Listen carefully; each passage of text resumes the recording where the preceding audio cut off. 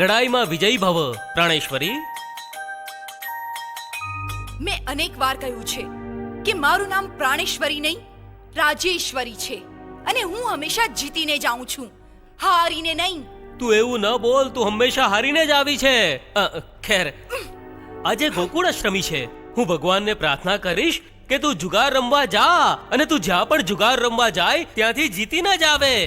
અને હા, આજે તું જુગાર રમવા બેસે ને તો તારું મોં ઉત્તર દિશામાં રાખજે, ઉત્તરાભિમુખ. કેમ ઉત્તરાભિમુખ? અરે ઉત્તર દિશામાં તો માથું રાખીને સૂવાની પણ મનાય છે, કારણ કે ફક્ત મર્દાઓને જ ઉત્તર દિશામાં ઓશિકું અપાય છે. તું મળદું નથી ને, એટલે તારું મોં ઉત્તર દિશામાં જ રાખજે, જેથી તું જુગારમાં જીતી શકે.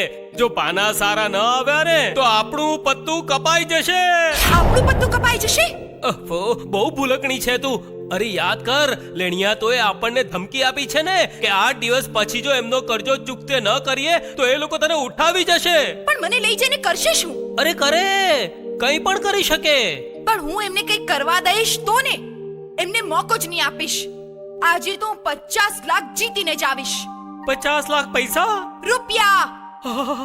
તો પહેલા જમણો પગ આગળ મૂકો ધર્મપત્ની, અને એક એક જીત પછી મને ફોન કરજો. અરે હું ફોન હાથમાં પકડીને જ બેસીશ. તો હવે પ્રયાણ કરો પ્રાણેશ્વરી.